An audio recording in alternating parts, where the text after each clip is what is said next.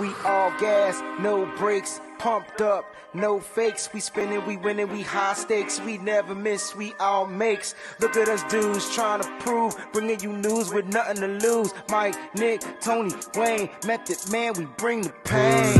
Hey, see, I'ma confess it. We under the pressure. If you looking to find us, we them nothing but Niners. Niners.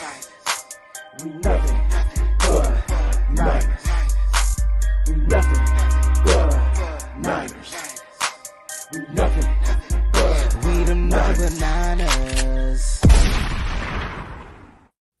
What is going on, faithful? It's your boy Nick, 49er Faithful 365, all day, every day.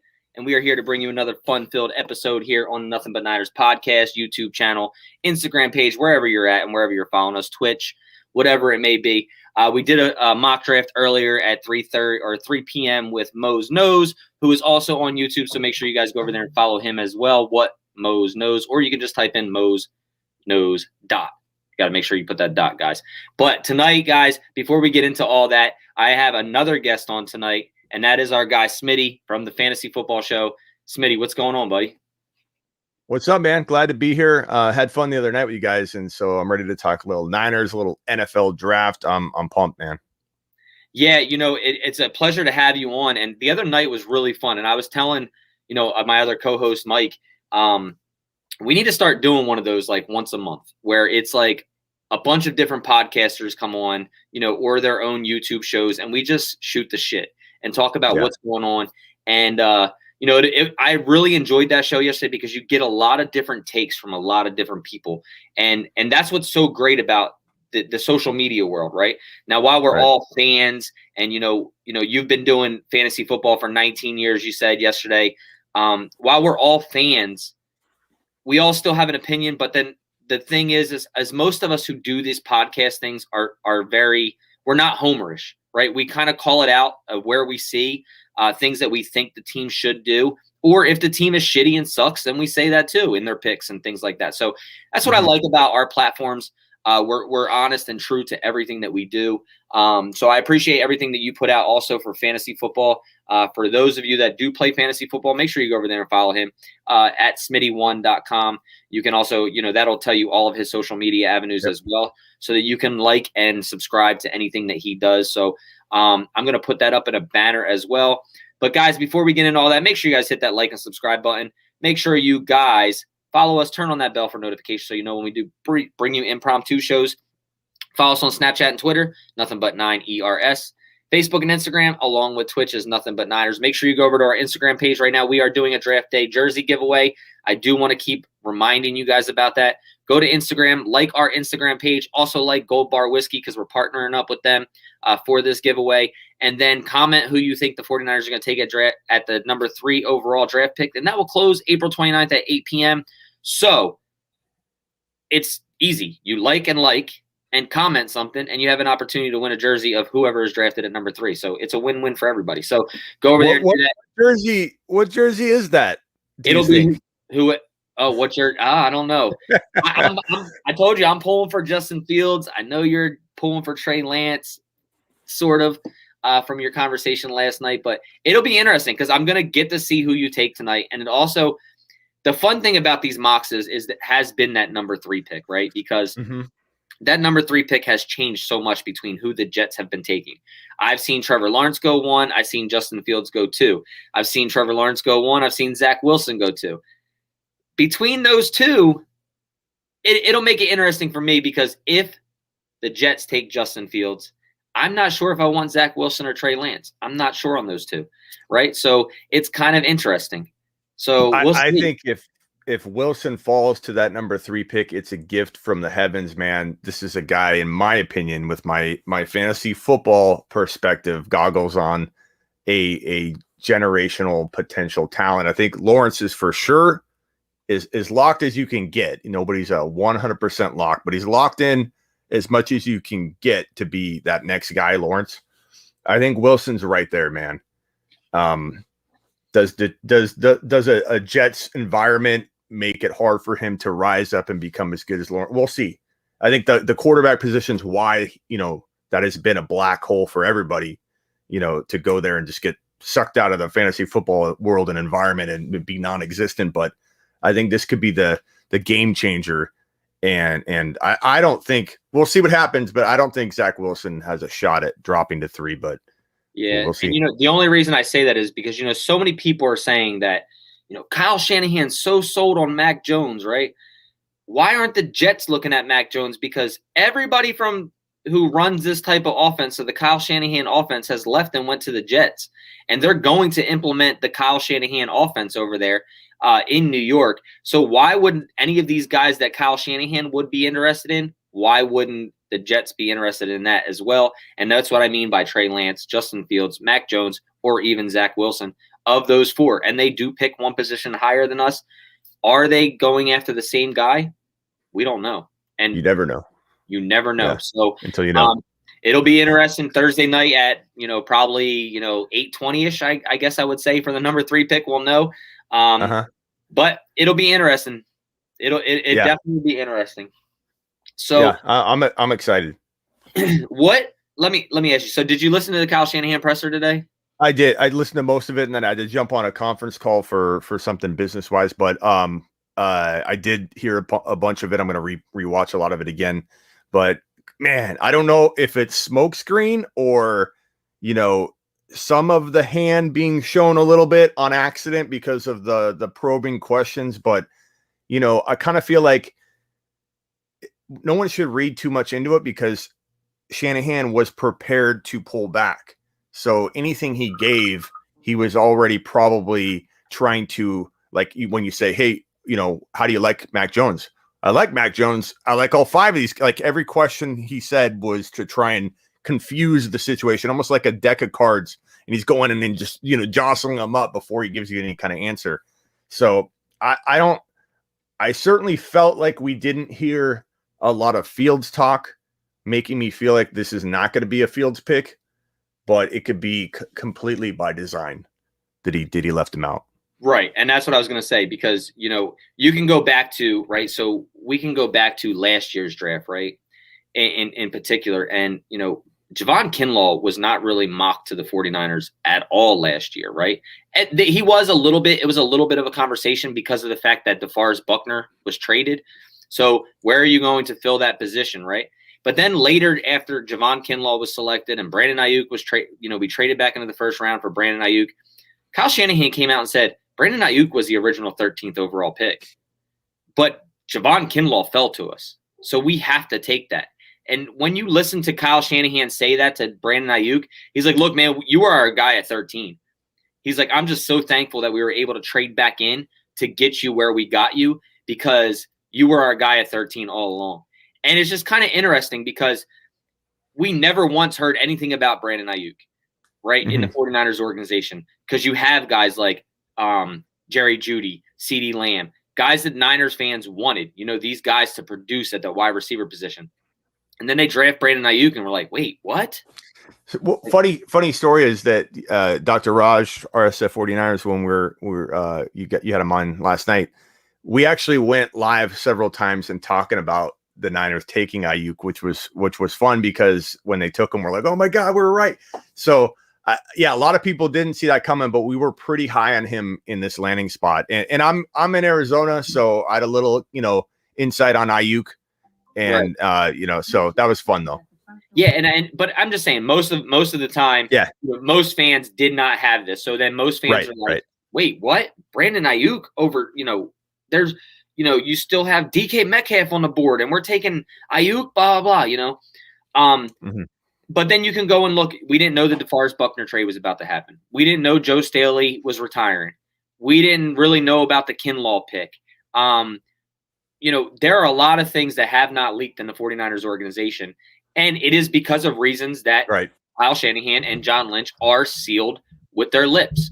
And I do believe that those two are possibly the only two that know, along with Jed York probably, who they are going to pick at number 3. And I do believe that they know. I think they have they're probably 95, 98% sure of who they're going to take at that position. It's just a matter of if he's there, obviously. And you heard them say today, they're in the presser, they have 160 draftable players. That's what their board looks like, right? They've done over 600 interviews, whether that be in person, phone calls, Zoom meetings, whatever it may be. They went down from 350 eligible players to give physicals to 150. That's what the NFL went down to this year. They attended 176 games this year and saw every team, every player that did not opt out play. And then also they did 128 pro days types this year. So that's how many players they saw in pro days, 128 players. To say they're doing their due diligence or not doing their due diligence, as in, people are like, oh, well, why wasn't Kyle Shanahan at Trey Lance's first pro day or Justin Fields' first pro day? All these other, type things. But sitting back today, I took one thing away from that presser. I don't know if you heard it or not. In the beginning of the year, it was Jimmy Garoppolo is our guy. He's in our plans. To where it turned out today, and John Lynch was on record saying, we're looking to upgrade the backup quarterback position. Yep. Today, it's totally different. It's when you have an opportunity to land a starting – we wanted to land a starting quarterback for this team, and we figured we can do it now. What does that mean for Jimmy Garoppolo? Yeah, if everybody does rewatch that, he said we wanted to get a starting quarterback. You're right, and that's the one thing that I was going to say next is he said those he could have misspoke and said we want a guy that's going to eventually be our future, but he said we wanted to go get a starting quarterback for the I think there's a lot to take away from this. Maybe they're calculated enough that they saw all this coming and they answered it as cloudy as they could, and like I said, almost like messing the cards up on the table, then pulling one out and showing their hand. That could have been it, but it was weird that Shanahan did kind of defend the trade up in a way that sounded like he was trying to preemptively say, I'm not worried about the reaction. Like, we felt this is the right move. It almost had a hint to that's why I think everyone's coming away with Mac Jones, 98% Mac Jones, a couple of the comments in here. Right. And you might be right, but was he just trying to throw people off, and say all that? And then at the end, he said, I think I think fans will be happy with the result or whatever. But he did say in time, as well, they'd be happy. And it's like, what are you doing, Shanahan? Is this is he a wizard right now, or is he making a mistake? Yeah, because he said, whether it's now or whether it's later, and to touch back on that, just here's a really quick quote. I mean, it's not quick, but he did go away from, so he said, the question was asked, is Jimmy Garoppolo going to be on this roster come Sunday? And the response from Kyle Shanahan was epic, right? And he says, which Kyle Shanahan's always been blunt to a point where, he has said about Jimmy Garoppolo that injuries have hurt him and and we need to upgrade this position. And that's why they were upgrading the backup position, right? For earlier. But his response was, I don't even know if somebody's going to be alive on Sunday, let alone who's going to be on this roster Sunday. Mm-hmm. That's deep. Like, you don't know. Before, you were sticking 100% guns up, walls up, guarding your quarterback. And now you're throwing the guy under the bus. But he does circle back and he says, the biggest thing with Jimmy is his injuries. It's been very tough for us when he's been hurt. This happened these 3 years. That's where it starts. Jimmy knows that. I've been very upfront with him with everything. We've been Zooming the last 2 weeks, excited to get him in here coming up, especially when this draft is over. But I feel very fortunate taking a rookie quarterback that we do have a guy like Jimmy. We didn't sign a guy who's capable or has the history of being a starter right away. We have a guy every time he's been a starter, he's played at a high level. So to have that with Jimmy with having a rookie quarterback, gives us a lot of leeway into this. I'm not going to set anything into stone, but I know that that's the situation would be hard to get rid of. When you take a rookie quarterback and you take a veteran like Jimmy, who we know we can win with, just to move on from that is something that's not easy to do. That is a good situation for us, and I think that is something that'll be important to us this year. Yeah, a lot of, like I said, putting cards on the table and mixing them up and then trying to answer the question. He said bad and good things in there, depending on how you look at it. I feel like the first part was important. I think the second part's cleanup. If I had to predict, if I had to, I'm a psych major. If I had to try and read this, and I joked around with my boys on this, saying, "Hey, I'm gonna study up on my psych, on my reading gestures and body language, and try and figure this out." And I feel like what he said felt real when he said that that's been Jimmy's problem, staying healthy. And then he comes around with the smoke and tries to, smoke screen the whole thing so you don't know what direction they're really leaning. It felt like cleanup work at the end to me, saying nice things about him after you said, oh, he can't stay healthy, which is true and fair. Right. And the reason we're here. But like I said, the moment the Niners traded up to number 3, Jimmy G, in my mind, was gone. Right. And whether there's a reason they can't do it because a team won't offer the right deal, that could, definitely stop it. But there's 0% chance Jimmy G is saying, I want to stay on this roster and fight hard, and I'm going to put a smile on my face and do what Aaron Rodgers did. This is very different than the Love situation, where the Packers draft Love. That's like a fly on Aaron Rodgers, and he's mad and irritated, but he goes out and just drops the thunder in 2020. No, this is the number 3 overall pick. Jimmy G has almost no chance of escaping 2021 as the starter going into the next year. He will most likely get hurt and be replaced, or be replaced anyway. And what kind of value does he have when he's a backup quarterback that was then cut or whatever? Him getting traded is his best option of staying relevant. And in his mind, he's a competitor, and he thinks he's got multiple years left. He's not thinking what they said, oh, he's going to compete and, he's okay with that. He's not. No one is. Right. And nobody should be. If you're a competitor, you shouldn't be okay with that. But you should also not steer away from the competition and say, this is my job to lose. And if you're still in this roster, that's what you should do as a competitive player. Now, I do think that the 49ers would have handled this whole situation differently, and I think that Jimmy Garoppolo would have been moved prior if we weren't able to come up with the money the way that we did and sign the free agents back that we were able to. Because Jimmy's money had a lot to do with how this season worked. If you didn't get that extra cap money back, you didn't get, guys that were injured restructure their deals and be able to sign every single person that you want back, as in Jason Verrett, Kyle Juszczyk, Trent Williams. And they even said in their presser, Trent Williams was a big piece of wanting to get back. He was a big piece of wanting to get back.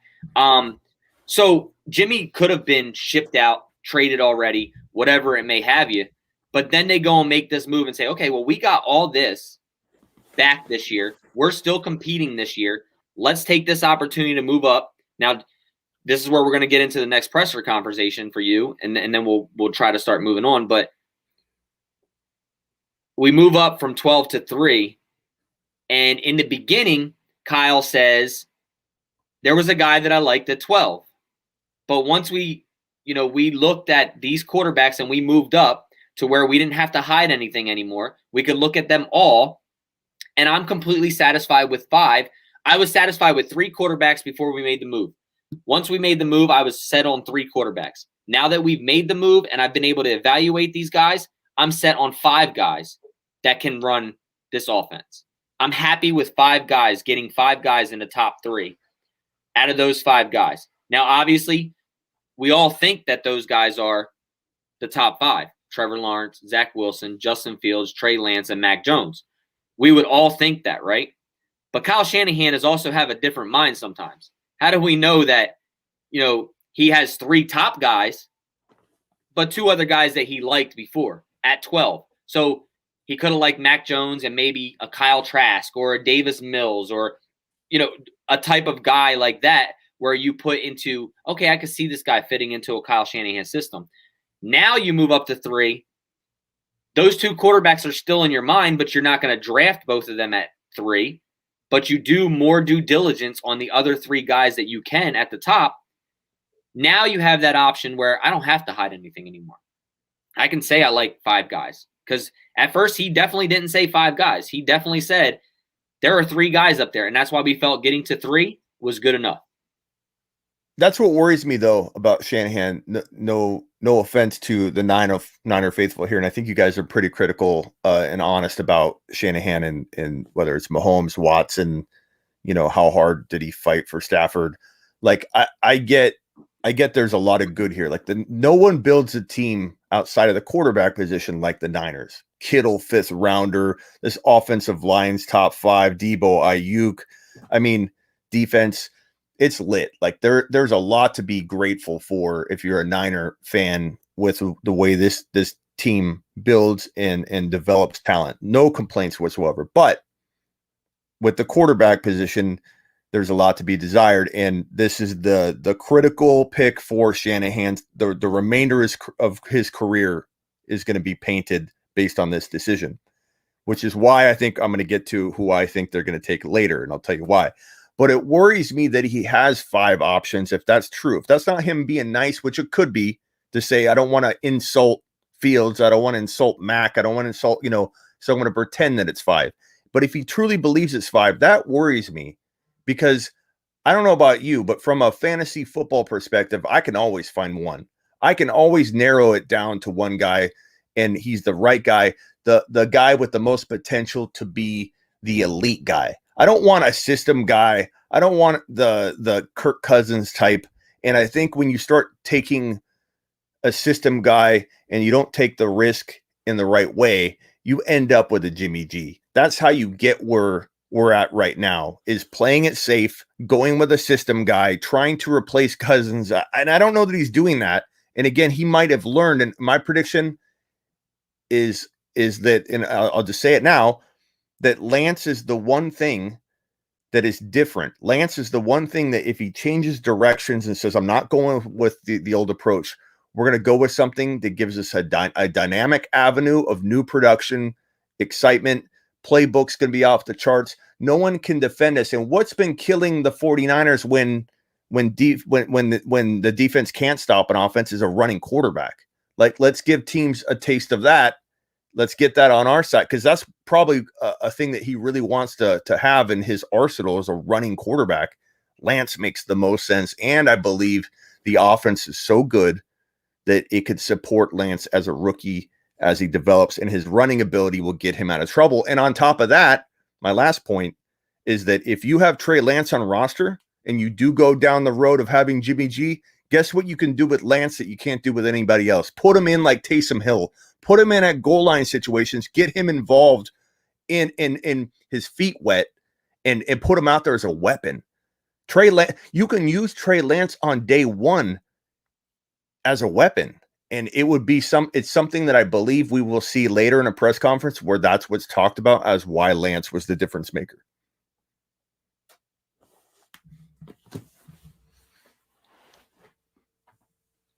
There was another thing that Kyle said, and I don't want to quote it to be exact, because he said something about Drew Brees and Lamar Jackson. He said in this presser, he said, you kind of want a guy like Drew Brees and Lamar Jackson. I'm trying to find the quote exactly because I don't want to mess it up and make people think that, make people think it's different than what I'm saying. If anybody has it and can put it in there, but that's fine. All right, so I don't know where it's at. It's all right. We'll just move on. Oh wait, here it is. I think this is it. Are you suggesting that Fields is the most the best combination of those? Is that what you're trying to? That was what I was going to ask you. That's what I was going to ask you. Who do you think that is? That comparison: Drew Brees plus Lamar Jackson equals who? I don't look. I know a lot of Fields believers in here are going to get mad at me, but I don't get that warm and fuzzy feeling with Fields like everybody else does. I'm not saying he won't do well. Like, this system is so good. you can put a mediocre quarterback in the system and they will become a good quarterback. You can put a good quarterback in the system, they'll become a great quarterback. Mac, Lance, and Fields are all good enough that they could potentially become a near great quarterback, or at least a very, very, very good quarterback in this system. So I have no doubt that the pick won't fail as long as the pick stays healthy. They could become a Kirk Cousins or a like, I don't like Tua, but Tua, especially if the Dolphins draft Jamar Chase, they get an offensive lineman at the end of round 2, and then they take Javonte Williams at the top of round 2. You have a team that's significantly improved, and then Tua's value goes up, and Tua's going to hang around and be at least mediocre and help that team win games. So, but I will say, I don't agree that Fields is more ready than Lance just because he had stricter competition and has a little bit more of a track record. I just don't. Like, when I'm looking, the eye test is important to me, and half of what I do, if not more than half, even though I use a lot of statistics to drive a lot of my fantasy football content and predictions, I've been doing scouting from my perspective professionally for 19 years. I haven't been playing fantasy football for 19 years. I've been doing it professionally for 19 years. I've been playing since 1991 or 92 when you got the newspaper, you went to the library. I've been playing fantasy a lot longer, but professionally analyzing the NFL draft prospects for 19 straight years on CBS radio. I have a lot of history with it, and QBs are my wheelhouse. I would say that based on the eye test, which is more important to me than anything else, I see Lance has the physical tools that you can mold and tweak that are easily as good as Fields' pocket presence, all of that. I get accuracy. You got to look, you can work on all that. Look at Josh Allen. Right. But given everything at least is equal for me, Lance has the ability, and I know Fields is quick, and I saw a comment in here. I do see you, and I'm trying to address some of them too. He can run. He's faster than Lance, but he's not a guy you design plays for. He's not a guy that gets 50 yards and a touchdown on the ground a game. Lance is. So if you're going to compare Lamar Jackson to anybody, Fields isn't popping in my head. Fields feels more like a Russell Wilson. So if you use that example, I'm going to say that probably is going to be Lance. So that's why that's why it comes to me that Fields would be more of a Kyle Shanahan guy than Trey Lance. And the reason that I say that is because Kyle Shanahan likes to force the football downfield. He just hasn't been able to do that with the quarterbacks that he has. He talks about, I think Kyle Shanahan is more of a guy that will only use a RPO here and there throughout a game, right? He likes the strict pocket, keep your eyes downfield type of quarterback who's going to get rid of the football downfield before using his legs and staying up to play another play. We did see him use an RPO with CJ Beathard, of all people, right? Now, CJ Beathard was no slouch in the run game. I mean, he didn't, I think he ran like a 4.6, 4.7, but obviously he was not a very fast guy. But that's why I think Justin Fields falls more under Kyle Shanahan, because he has the ability to do both. Not that he's going to. So this is why I used to say, me personally, about Colin Kaepernick, I wasn't a huge fan of Colin Kaepernick as a quarterback, because he trusted and enshrined in his legs more than he did his arm. I personally, as a 49er fan and as a fan of football, would rather see a guy be able to escape pressure but still keep eyes downfield and get the big play compared to the 10, 15, possibly 7 to 15 yard run, where, yes, while it's good to keep a play going or keep a drive going, I don't want to depend on my quarterback to run the football for us to win games. That's what you have running backs for. So how much of that is system, though, lack of talent? Because you look at a guy like Fields, he has more weapons. Like, how much of it was just the fact that he didn't have people open, and he's so good at running. He's like, look, my best option right now, my innate instincts to pick up and go, 0 INTs, 28 passing TDs. Clearly he made pretty good decisions to pick up and go, and he did. And you could say, 15 dropped interceptions. Look, we talked about that last night. That's not a stat. I'm not listening to that stat. No. Yeah. Yeah, The stats that Mahomes matter are had, the ones that are in black and white. yeah, we could play that game all day long. Well, what if Alvin Kamara didn't have 6 touchdowns and 150 plus yards rushing last year in week 16? He wouldn't be a top 2 running back. You can't do that. You can't do that. So for me, I get what you're saying, and I don't disagree with you. And guess what? I have not predicted what Shanahan's going to do ever correctly. So two different things of what I believe will happen and what should happen or what even could happen. Like there's 3 different levels of things. So you could be 100% correct in Fields as the pick. But I will just say I defend that Lance may have the same ability to do what you're describing, and he just hasn't really had the opportunity. And I think he'll play up to the competition level. And I think watching his pro day, again, the gut test for me, trusting my eyes when I see him throw the football, it's like he's at, and this is not in a bad way, but it's like he's moving at 80, 70%. So smooth, cannon of an arm. Accuracy looked fine to me. I get there's stuff on film, but there's stuff on film for everybody. You could say Fields is a one read guy on film, and then you could find film where Fields isn't a one read guy. Like we could go back and forth. You could go to Alabama and say Mac Jones is a one read guy because he throws to his number one receiver a lot because of the talent that's out there. They get open, and that's just where the read goes, and that's the number one read. So, I agree with you, right? And I'm not saying that Trey Lance and I don't want anybody to think that, like I said before, I'm okay with Trey Lance or Justin Fields because I think they bring a different attitude to this offense. They will both, one way or another, evolve this Kyle Shanahan offense. It won't be to where you're getting, a Jimmy Garoppolo 2.0 and a Mac Jones that I want a guy that's going to be able to escape the pocket, be able to maneuver around in the pocket. You go and you look at, Tom Brady 15 years ago. Tom Brady was not a mobile quarterback, right? But he could maneuver the pocket. Like he would step up, step away from, move away from pressure. Now, when you say mobile quarterback, it doesn't always mean mobile as in getting out of the pocket and going. It means the ability to move around in the pocket, avoid pressure, and still make NFL throws. And number one sneaking quarterback in history is the most unfriendly to running. Like it's he's a crazy case to look at. And imagine looking at if there even was video footage, which it wasn't. It's 20 years ago. There was no social media back then. But can you imagine what it would be like to watch people like us breaking down the top 5 quarterbacks, and Tom Brady's way down here on the list, and we're not even mentioning his name? So that's why I say there's no absolutes. Anybody saying Mac can't be the guy or that Mac is the guy, no one really knows until you know. It's a percentage game. When I tell you Derrick Henry coming off a 2,000-yard season is a big risk in fantasy football if you draft him too high because of how running backs fall off the map after they run for 2,000 yards. Is there a part of me that still calculates that Henry could still have one more year left of having a breakout? Yes.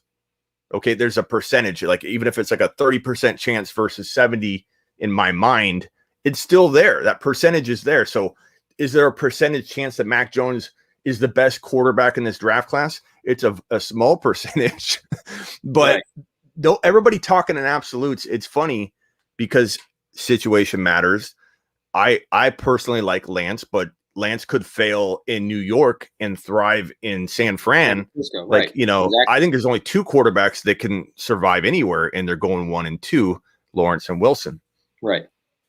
Yeah, and and Lawrence of all people is probably going to have it the hardest. Lawrence and Wilson, both are building teams. I do think that with Kyle Shanahan as an offensive coordinator, as the head coach, as the play caller, I should say, in San Francisco, and his system definitely benefits quarterbacks more than different systems, as well as the team is ready to win. They're still built to win.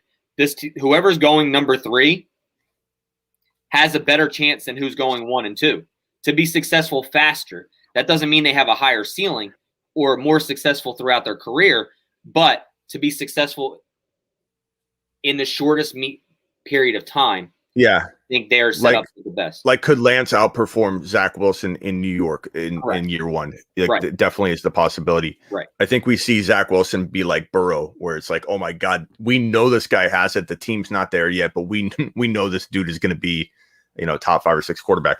Yeah. I truly believe that if Wilson fell into your lap at number 3, you would have, let me put it this way. You could win 1 or 2 championships in the next 12 years with Fields, Lance, or Mac. Like, if one of those guys ends up being as good as the team thinks he's going to be. If Zach Wilson falls to you, you win at least 1 or 2 more championships in the next 12 years. That's how much of a difference I see between Lawrence and Wilson, but that's me. That's my QB evaluation process, and it has me thinking that this guy, Wilson, is in that same vein as Trevor Lawrence. And situation's so important, though. And if you match situation with that talent, that's why I say you win multiple championships in the next 12 years. Right. And, there are people, this will be the last comment on this because we've been going 35 minutes. We only wanted to stay like 15 minutes, but I do that. It only takes about 20-25 minutes to do a mock draft. So we're good.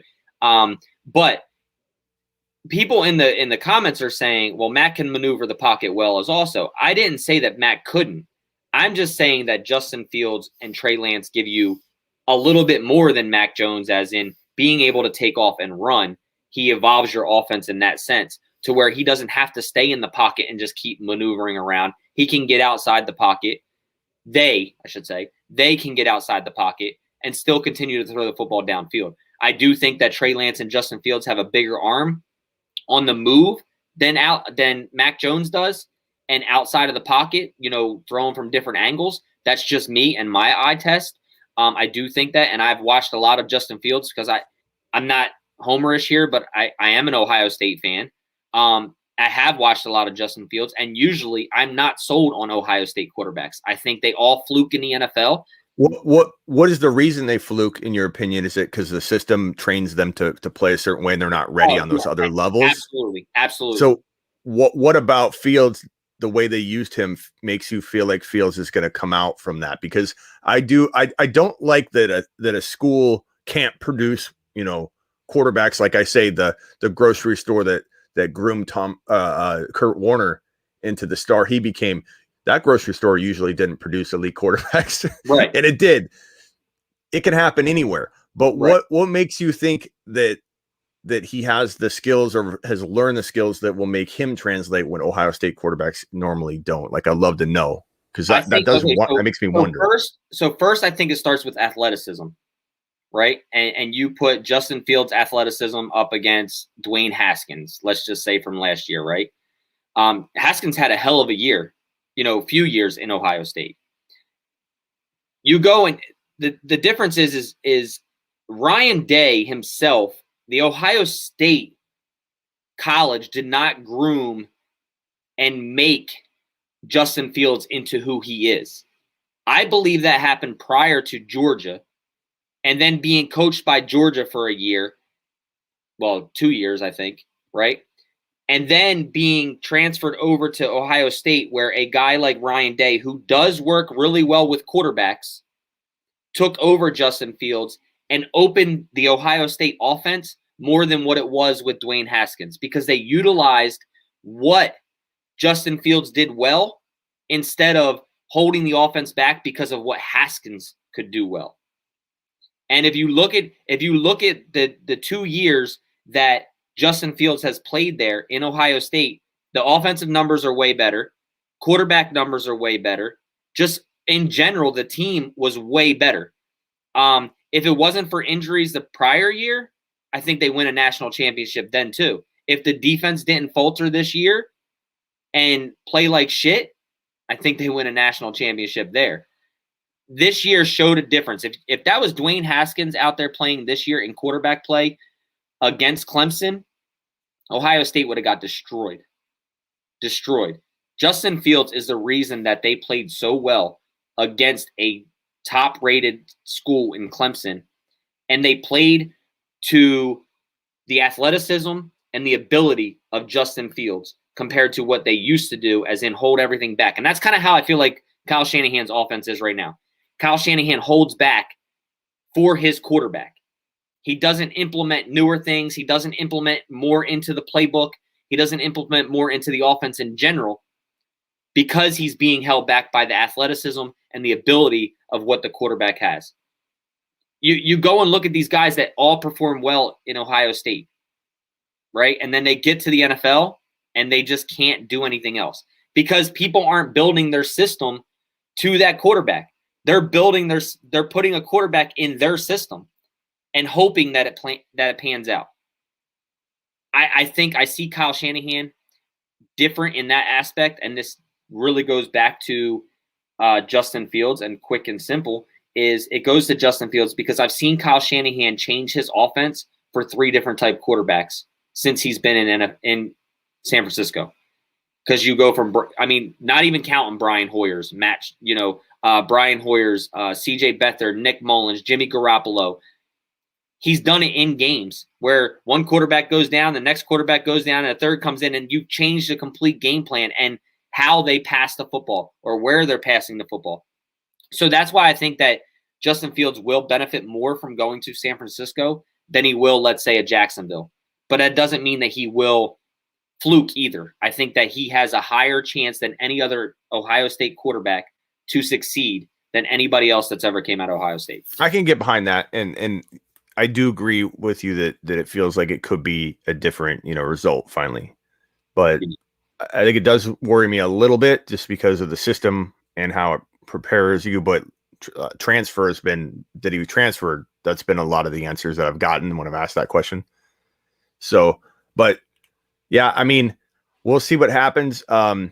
Lance certainly was a long shot when I started trying to push that out there, and it's slowly coming around. I feel like it's still 60%, or maybe it's 50% Fields, or even 45% Fields, and then maybe there's like a 30 or 25 to 30% Lance, support out there. I don't know how you feel about your own community. Every community is a little bit different. I feel like the Mac Jones people are loud, but they're about 10 to 15% of most communities. I find they're like, Mac Jones is the guy, Mac Jones, and then they're louder though because there's a lesser number of them, so they have to kind of be a little bit more vocal. And I appreciate all opinions, and I think that no one's wrong right now. Like, no one knows. So yeah. If you're a Mac Jones supporter, I still support your opinion, that or at least respect it. I think it's going to be Lance. You think it's going to be Fields, and the honest truth is, man, we may never know, because you might have a good producing quarterback no matter who lands there, because like I said, you can make a mediocre quarterback pretty darn good in that system.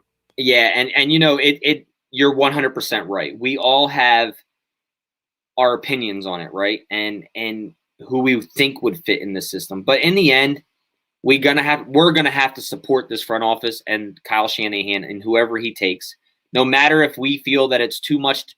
Look, I think a lot of us are just upset about the Mac Jones stuff because of the fact that we traded 3 first-round picks, basically. That's it, yeah. To a guy that we could get at 12, right? That we feel that we could get at 12. We don't know what the rest of the league is thinking about Mac Jones. Right. We're not there every single day. If Mac Jones may go before Trey Lance goes. Mac Jones may go before Justin Fields. Shit, Mac Jones could go over Zach Wilson. We don't know. Not that that's possible. It is possible. Can't say that it's not possible. Not that it's going to happen or more likely to happen, but it's still a possibility. So, but if you did think Mac was the guy, and you're Shannon, like I'm defending the process and the theory behind it, not that I want Mac Jones. So please, understand that.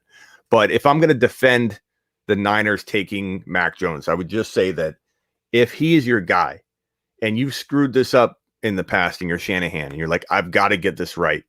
And let's say you poked around at the 4 or 5 and you couldn't get it, but you could get the 3 at a price you felt good about. And you're like, okay, we could also control our destiny. What if we change our mind? Because I think part of what they said in the first press conference was true. They didn't have an appropriate amount of time and flexibility to evaluate all of them out in the open, because that tells your hand. So I firmly believe they traded up with an open mind. But if Mac was your guy and his pro days emerging, and you feel like he's a stretch at 12, like he was at one point, he was like, okay, he was, below 12, but then he was kind of floating around, and you felt like he was going to climb really quickly. And we've seen quarterbacks climb higher than 12 to 1 overall before. You know, like Cam Newton was very doubted, and 11th hour he came around and became the top quarterback prospect. It happens all the time. It happens in politics. You know, people like the underdog. Values climb up very, very fast. If you're saying Mac is our guy, and I'm not saying he's mine, that is it really an overpay to go up and get your guy if you believe he's going to be the difference maker? So I'm just saying that if you guys end up taking Mac and you believe in Shanahan, then I would be more okay with that thinking than I think, because everyone keeps talking about as if he's 12 material, and Mac climbed into, based on his pro day and all the hype, he climbed at least into the top 7. Right. You know, you can't get him at 12. And everyone keeps saying this too. We don't trade all that to go pick Mac at 3. You had to move up. You had to. If you wanted Mac, he would not have been there at 12 anymore. And Kyle Shanahan basically said that today. We're gonna be happy with the guy whether we picked him at 12 or whether we picked him at 3. And that's why a lot of people are saying they got the Mac Jones vibe out of the conversation today that Kyle Shanahan said. But you're right. He should be happy with whether the guy's at 12 or at 3, because that's their guy. That's who they wanted. They can evaluate all these people. I said today, 160 draftable players. I'm sure that 5 of those are quarterbacks. Maybe even 7 of them are quarterbacks. Now, they may move into because really after that 3rd pick, your draft is still the same. So you're putting a position on these guys of where you think they're worth taking. And you have a 2nd round guys. You have maybe, 30 second round guys and 25 3rd round guys or whatever may have you. But like you just said, and people have said, it doesn't matter what it cost you, because if that's your guy, you be aggressive and go and get your guy. Like I love Devonta Smith. I love Jamar Chase. I love Kyle Pitts. I'm a fantasy guy, so clearly I'm offensive minded. But if like I'm looking at Chase or Devonta Smith, everyone's worried about his weight, 170 pounds. Maybe he won't translate. There's a lot of talk that he could fall to 12 or 13 when he shouldn't. He has no business falling to 12, 13, 14. But even if I'm a GM and I do believe in Devonta Smith, I think he can be elite, and he will be. That even if I knew there was a really decent shot that I get him at 12, all it takes is one owner that says, I like him. And so I would trade up well above where I think is the safe place to get him if I felt like I could build my organization around him. Now, let me circle back and say, I don't believe Mac Jones is number 3 material, in my opinion. I'm just defending Shanahan. If you guys believe in Shanahan, that would make sense why he would overpay.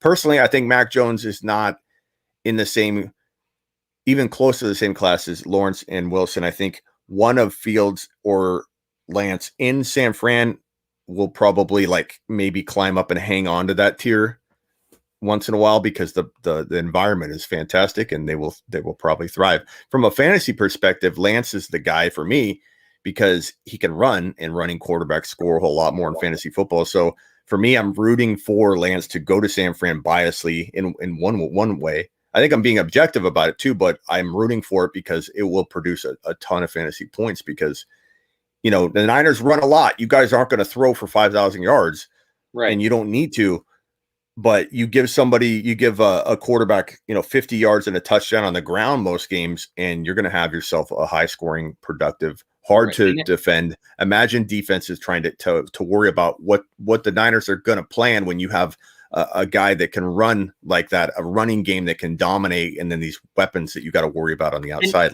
It's going to be impossible. We talked about this before on our show. How much better can you get than 32.8 average points per game? Like, how much better can your offense get, right? Right. You had a guy that's running the ball for 50 yards. You're talking, you add a better quarterback who protects the football a little more and can move around on his feet and extend plays and extend drives. You're talking maybe 1 or 2 more series that you have in a game with time of possession. But is it really going to make a huge difference in score? Are you going to start averaging 39 points a game? Probably not, right? Because you're still going up against elite defenses, and you're going to have good games and you're going to have bad games. And that's just the way that it looks, man. It'll be interesting. We only have 3 days left, thank God, because this has been a really long offseason, and we have a lot to dig into about Kyle Shanahan tonight and things like that. And I can't wait to get my panel on here to talk about all this, because there's a lot of good takeaways. And like you, Mike is really good at reading body language. And there's times I laugh at him and I say, dude, there's no way it was that. There's no way. And it comes out and it's exactly that. So I can't wait to hear what he has to say about I'll be Kyle watching Shanahan's body language, because he picks up on things like that so perfectly. And it drives me nuts because I call him Conspiracy Mike. Yeah.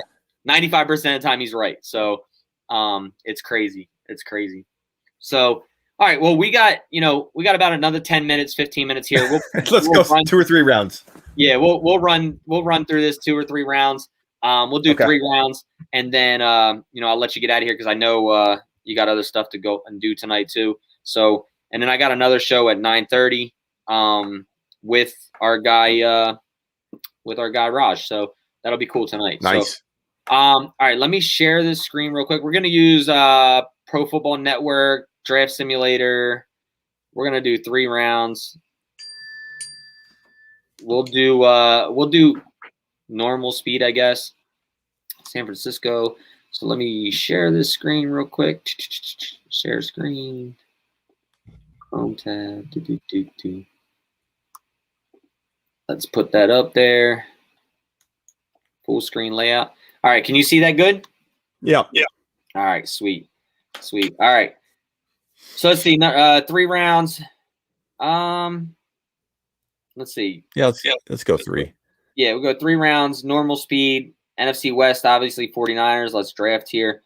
And then we are going to start here. So let's see. Trevor Lawrence, Zach Wilson. So okay, as predicted. Okay. As predicted, and the 49ers get a trade. Yeah, no, we're gonna not trade down to the 13 and then miss Mac Jones. Yeah. Can you imagine? Lord, no. Yeah. We're rolling. Okay, so I can just see it now. We wanted a guy that was a difference maker, a guy that could bring a whole new dynamic to this offense, running ability that, yes, Fields can run the ball. He's quick. We love all these guys. We had 5 guys we loved, right? But Lance is the one guy. He's young, 20 years old, future of this franchise, and his skills, his ability to run the football, give Shanahan a new direction to go in.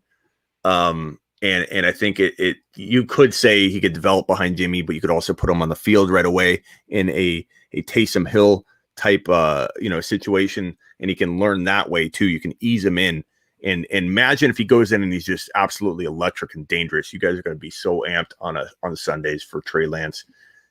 Trey Lance, number 3. Trey Lance, number 3 overall quarterback out of North Dakota State. There it is with the 49ers 2021 NFL draft. 3rd pick overall, Trey Lance. Smitty picking him in. Fields going to Chicago. Oh, look at that. Fields dropping. Pitts to 10. Pitts dropped to 10, huh? Yeah. All right, I'm gonna slow this down once we get up there so I can see who was all taken and where they're Mac Jones all the way to 26. Washington football team. And that's going to be the story, right? Is that Mac Jones, falls and it was all Shanahan was a wizard, just throwing smoke up left and right. Number 43. I am surprised. Who did Atlanta take? Oh, they took Sewell. Okay. Later, it could happen, but and then I think there's if Sewell does not go, if Sewell goes number 4, the Bengals are taking Jamar Chase over Slater. Yeah, I would think so. They're probably taking Jamar Chase anyway. I was just about to ask you that. Do you think this is right that Smith comes off the board before Chase or Waddle? No, I think that this is using some kind of, randomizer probability thing where, it's like I said earlier, there's a percentage for everything. So just so happened that I think Smith probably falls to, if I had to guess, like maybe 11, 12, or 13. I don't think there's any chance he goes past the Chargers. Can you imagine Justin Herbert with Devonta Smith? But I think the Eagles or even the Giants would not let Devonta Smith fall. Yeah, that would be absolutely insane. The Cardinals would not let him fall past 16. I can tell you that right now. Yeah, that's crazy. There's no way. All right, so with the 43rd pick in the 2nd round, What position you thinking here? So the 49ers needs are, right? Look, I'm going to show you these team needs right here. Quarterback, corner, edge, offensive center, and defensive tackle. Okay, let's go to the defense and let's look at these corners. Is Surtain there? Did he go? Yeah, Surtain came off the board. Okay. Farley, I assume he did, but where Devonta Smith went, it's like, man, is Samuel too early here? I know. Yeah, Samuel has been a big one that's been mocked to the Niners a lot, and I mean, I think at 43, I do think that he's ranked 52nd. He's ranked probably like the 4th or 5th best corner, I would believe. I think I would have him above Caleb Farley just because of Caleb Farley's 2 back surgeries. Kelvin Joseph, I definitely would take over him. I would probably take Asante over Melifonwu, as I guess that's how you say his name, out of Syracuse. But that's pretty much. Can we look at edge? Yep, we can definitely look at edge, offense or defense edge. Ooh, Jalen Phillips is still there too. That's surprising. Yeah. I'm gonna say Phillips. I'm gonna take Phillips here. Good, yeah, because he has a lot of injuries right now for concussions, but he's the type of guy that if he falls that far, you got to take a chance on him. Like you have to, and I kind of think it reminds me of the. I wouldn't say so much of the Reuben Foster deal with the 49ers because he fell all the way to the end of the first round and the Niners traded back into the first round to get him. But if that guy, if Jalen Phillips is there at 43, I think he's definitely somebody you turn your head to and look at really, really hard to figure if you want to take him or not. I mean, that's solid. I mean, to come out of the draft, like you're literally going to have an awesome draft grade right away just from these 2 picks. So. Oh yeah, definitely. And it sucks too because PFN doesn't give us. I'll ask you a question after this mock draft of a potential trade for the Niners. Okay. Now I was saying earlier too, the 49ers. You don't want to take a trade, no. Right? Okay. What do we look like? We're at 102, and that's what we have so far. So this will be the 3rd round pick right here. 117 also. So you got 4 picks here. Okay. 2 picks left.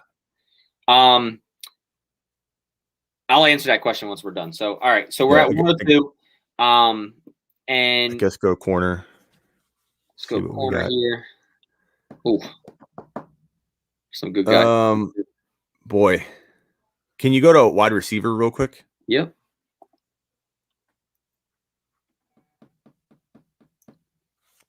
It got thin, bro. It did. There's a couple guys that I like here. I'm not sure about 102 though. I think Tutu could go at 102 because that's kind of close to his range.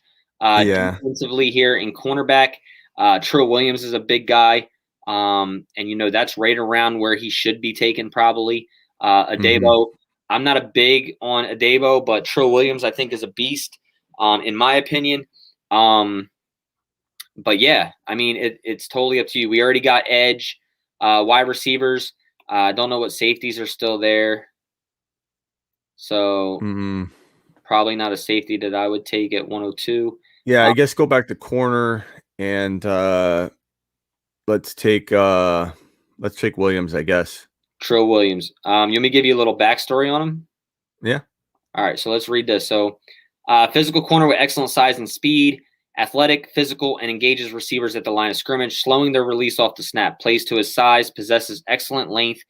Physical, beats down opponents defending the pass. Breaks down well, uses his hands to protect himself. Fires up the field defending the run, and wraps up tackling. Negatives is he loses transition with opponents off the line sometimes because he's so aggressive at the front, at the line. Usually a half step behind the action and ineffective covering receivers on crossing patterns. Possesses an average closing burst. Williams is a tough defensive back with the physical skills for the next level, but he needs a lot of work on his game. He's better facing the action where he can see the ball and may be limited to a zone system at the next level. Pull up Adebo. Let's check him out real quick. All right. So positives: 3-year starter Stanford, who decided to opt out last season, performed brilliantly as a redshirt freshman, leading the nation with 24 pass breakups. Tall, long corner who flashed the ability to shut down opponents in the past. Physical, battles opponents and beats down receivers to defend the throw. Uses his size as an advantage. Effectively times his pass defenses and possesses a closing burst. Quick to read and anticipate, displays good recognition in zone, and has a nice move to the throw. Gives effort defending the run and wraps up tackling. Negatives: slow getting his head back around and struggles making plays with his back to the ball. Deep speed is suspect. Struggled at times early in 2019 and was pummeled by Gabe Davis of Central Florida. A lot of speed there. Adebo was highly considered prospect after his brilliant redshirt freshman season, but he played somewhat erratic football the next 2 years. He's a level-headed personality with a large upside who needs to get his game back on track and consistently play at a high level. You know, I what don't you like about him? Because I kind of feel like he might be the better option, but what is it that makes you not like him? Me, in this cover 3 zone scheme that we type play over here, I think Trill Williams is a better fit. The things that scares me about Paulson is, one, we just went through the problem in the early stages of our corners being able to get their heads around, losing the receiver, penalties because they can't get their head back around. Because we know that this league throws the flags now if you don't put your head around. Like, it could be a really good play, but since you didn't turn your head, they're going to throw a flag on you.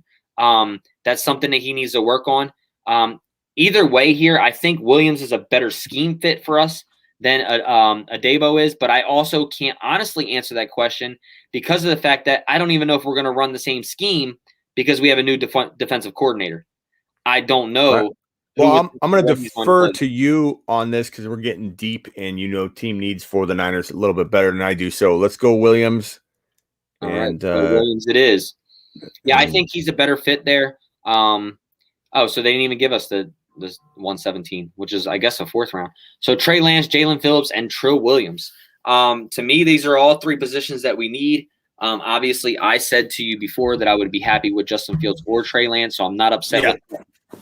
And Jalen Phillips dropping to 43, very, would surprise the heck out of me, but then again, wouldn't because of his concussion issues. But if he's there, he's a guy that you go and get. And then we just broke down Trill Williams. So I think this is a really good 3 team, 3-round mock, and looks good to me, Smitty.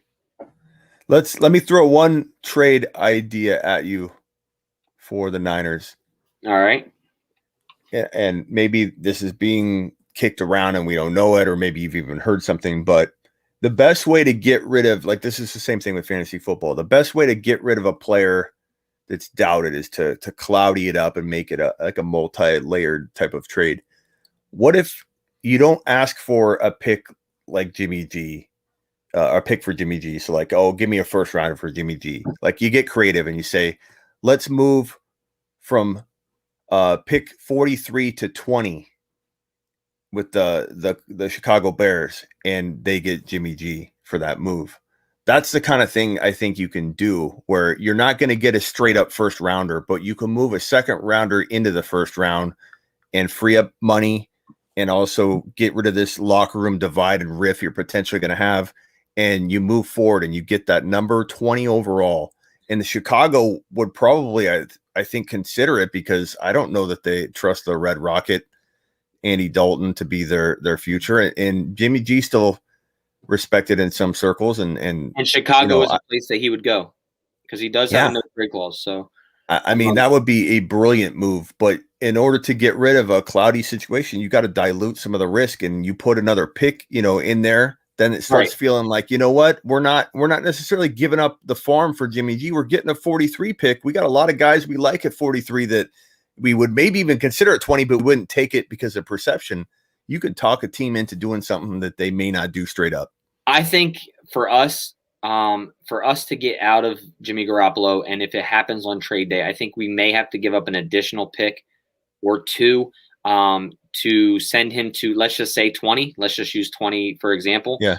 It may cost us 43 and 102 to move back into 20, but I'm okay with that because what I was going to say earlier is that I believe that the 49ers are going to trade up in this draft because I feel that they feel that there's not a whole lot of positions. And I think they saved all their draft capital from this year in that trade to go to 3. They didn't give anything up this year to use as firepower to move around in the draft. So move up or down, whatever it may be. But I truly believe that this 49ers front office believes they're only a quarterback away from winning. They believe that there's not a lot of positions that are open for competition right now this year. That's not saying the future. So if you have the possibility to offload a Jimmy Garoppolo, move back into a first round and get another piece of talent in that first round to compensate for your next year's pick, because you don't have a next year's first as of right now. So you pick up another generational talent somewhere in there where you want, whether it's a receiver, a lineman, whatever it may be. I could see something like that happening. Now at the 20, let's say you got the 20 pick. I know this isn't popular with most people because they feel like running back is not something you invest in the first round. But in this system, do you feel that if you were sitting there at 20, that Najee Harris would be a person you would consider if you had the control and ability to make the pick? Because I think you don't have a lot of holes on this roster. And I feel like that is the biggest impact play you could make. And I know it's high. I know the system's great. Running backs produce no matter what. But if you put Najee Harris in this offense, you create a unicorn. Yeah. And it's like it would make things so much easier on a rookie quarterback too, especially one that could run like Trey Lance. You guys would win the internet, not just the draft, if you walked out with Trey Lance and Najee Harris. I'm just saying. I know it's not going to be popular amongst everybody. A lot of people are going to say in the chat, you don't draft running backs in the first round. I don't really care where people draft running. Like, you draft running backs where it makes sense and where your need is, and the system fitting Najee. You would create. You have a top 10 running back in Mostert when he's on the field, but he can't stay on the field. You have a good, almost a mediocrely good running back turned really good in Wilson in that offense. You take Najee Harris, who's a great running back, and you put him in an offense, you have a unicorn. You have a running back that's top 5 producing, and it makes everything easier on the entire offense. And you guys have a good enough defense that it's going to be fine. It also keeps those other guys healthy. And now, while I don't think the 49ers would do that, I would 100% do that. Which is frustrating. Right. It's very frustrating because Kyle Shanahan believes in his undrafted guys and believes that he can get, and this is what scares me about his quarterback position, because he believes he can get the most out of a quarterback in his system, whether they're superstars or not. And that's what scares me, because Kyle Shanahan is he's only drafted one running back, and he's no longer here. They cut him, right? So he's drafted one quarterback here in the 3rd round. And he's no longer here. They let him go. He's now going to be Trevor Lawrence's backup in Jacksonville, right? So that's what scares me. Me personally, if I can move back into 20 and I already got my quarterback, I'm taking Najee Harris if he's there, because he's going to be that next generational talent, along with keeping your undrafted guys who are really good when they're on the field. As in, you put a Raheem Mostert and a Najee Harris 1-2 backfield, and Kyle Juszczyk there as well. You're splitting snaps. Yeah. You're keeping Raheem Mostert healthy, and Najee Harris is just going to be a really good running back, and especially if he went into the Niners system. And I hate when something seems like, okay, like, and I ask that question to people a lot, like, what do you think would happen if the Cardinals drafted Najee Harris? And the answer is typically like, oh my God, the offense would be scary, but they won't do that. Right. Teams won't do that. Like, I get frustrated when teams won't do something because it seems too crazy or too bold or too. I do believe the 2 best landing spots for Najee Harris are in San Fran and Arizona. And I don't care that Arizona signed James Conner to a $1.4 million deal. Najee Harris would transform this offense. You guys know, like, you've had problems with Kyler Murray running the football. And I think that's one reason why Shanahan wants to get a little, opportunity to do the same thing to other defenses and have that running capability. But if we had Najee Harris running up the gut, making your defense incapable of worrying about where Kyler Murray's at where he's at on the field constantly. It would be a whole different thing trying to cover and shadow and contain Kyler Murray, which is the crutch I think against, right. What your struggles are on defense with it's always a running quarterback. Always. So imagine having to worry about Najee Harris too. But guess what? Teams are more likely to not make bold moves like that. And that's just the way it is. And it frustrates me. I wish I could get my hands on I'd either destroy a team or I'd turn it into a dynasty. One or the other. It would be interesting, man. I would love to have Najee Harris here, to be honest with you. There was a guy last year in the last year's draft that I really liked, and I think he's gonna probably get the most out of his opportunity this year, and that's Benny Snell Jr. I think that he could really produce somewhere if he's in the right system. We'll see what he does in Pittsburgh this year now that James Conner's gone, but he should get a shot over there. But Benny Snell to me was a guy who has a little bit of speed, had good vision, would run you over, and was something that the 49ers didn't have as in a power type back. And Najee Harris is that same type of guy. He'll run you over. He has speed. He has great vision, and he's quick on his feet. I think he would more than succeed here in the NFL. Odds that the Niners will take Javonte Williams at 43 if he's sitting there? No. Because, that even a small trade up to get him, go from 43 to 34 or whatever, just to make sure you get him, or, you could give up something like that would be, you could walk out with Lance and Javonte Williams and it'd look almost as good. Yeah. Because Javonte Williams is like a Jonathan Taylor type player. And you could argue more well-rounded than anybody in the draft class. Yeah. Yeah. Look, and this goes back to what we were saying earlier, right? Would I be mad about it? No, because I see the aggressiveness. And we talked about it earlier. If you feel that that's your guy and you feel that he's in reach, then you go and get him. Mm-hmm. And that's what I feel. The only reason I feel differently about Mac is because I don't think that he was a top 3 guy. I think you could have probably got him at 6. Yeah. Maybe they tried though. That's kind of what my argument was, is that we don't know. It was like you stay at 12 and get left at the altar, their exact words, or you move up to 3 and you try your hardest to see if the other 2 are better. But in your mind, and I disagree if it is Mac, but I'm just defending the process that, at least you have control of your own destiny. And that's not saying that if Mac comes here, he's not going to be successful in the system. Yeah. I do think he'll be successful. It's just not what fans want. They want that different attribute added to this offense compared to what Mac Jones brings to the table. So yeah. What will be interesting is if Mac does come to San Fran and he does well, what kind of receipts will be out there, and how many people will admit that they've changed their mind, or this. I always liked Mac Jones. I just didn't like him at 3, but I loved him. If the 49ers draft Mac Jones, we are going to have a Donovan McNabb draft day all over again, like the Eagles did.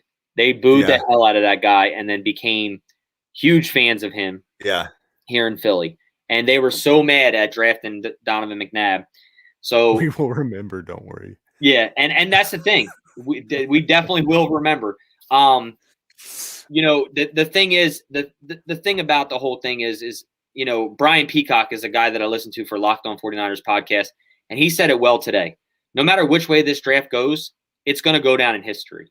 It's going to either go down as the Niners trade up and they get their guy, and he's going to be this guy, or the Niners trade up and they messed up miserably and they got this guy. So one way or the other, this draft is going to go down in 49ers history and will be a stepping stone in future years as into what the 49ers have done, and especially with the quarterback position. So either way, we will remember.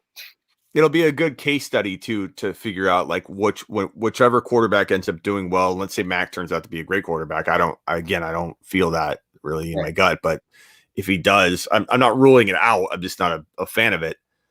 That it'll be interesting to reevaluate situations coming out of college and, what it is about Mac that made people, was it all reaction to, the external factors like trading up, could have got him at 12. Like, it reminds me of Dalvin Cook a little bit when in fantasy, he was a top 5 guy towards ACL, dropped out of the top 25 overall.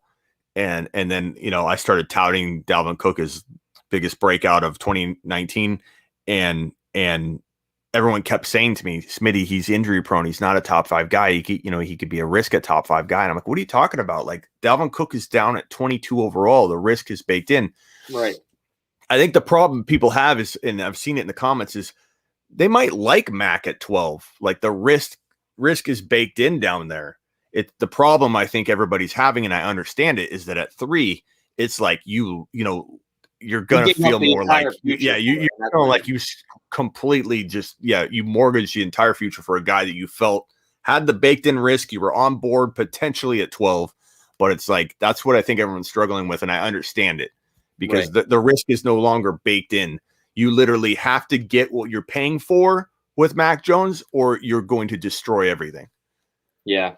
No, I agree, and it's going to be interesting to see, who the Niners pick, and I'm going to be interested to see what your reaction is as well. I know you're going to be on a 4-box with Raj and them, during the draft. So I'm going to check. I'm going to put that on Instagram while we're doing our show as well, just to see what your guys' reaction to it is. And I'm definitely looking forward to. Hopefully, we can get you back on the show again. Maybe evaluate, after the draft settled down and things like that. Maybe evaluate some of the players, and we'll talk a little bit of fantasy football, as in and who you think could be day one providers or somebody that you should keep in mind for late round picks. So and I'd love to get you guys on my show because I'm live every Tuesday and Thursday at 4 p.m. Eastern. I go 3 hours straight every Tuesday and Thursday. Eventually, I'm going to roll. How long would you need us on it? That's full 3 hours, or you don't have to. You're welcome to, but usually a guest will come on about an hour. Okay. I had like Matthew Berry on and Matt Harmon and a bunch of the fantasy guys, big names in fantasy. So they've come on and they usually take up about an hour. But man, I don't mean whatever you want to do. If you want to do like all kinds of mock draft coverage on Tuesday following the NFL draft, that might be a good time to jump on. But I'm 4 p.m. Eastern. That's every Tuesday and Thursday because our shows are usually Tuesdays and Thursdays, but they're later in the evening. So I'm free around 4, 5 o'clock. You know what I mean? So I can do. Let's set it up. Yeah, we'll set it up. We'll talk. But guys, make sure if this is your first time here or first time watching the Smitty, make sure you guys go over to visit Smitty1.com for all Smitty social media platforms and advice for fantasy football. So make sure you guys go over there, like it. You'll see all of his social media avenues there. Give him a follow and like on everything. Check him out. He's been in the game for 19 years professionally with fantasy football. So make sure you guys go over there and give him a follow. Once again, you see it at the bottom of the screen, Smitty1.com. Smitty, any final words, man, before we hop out of here?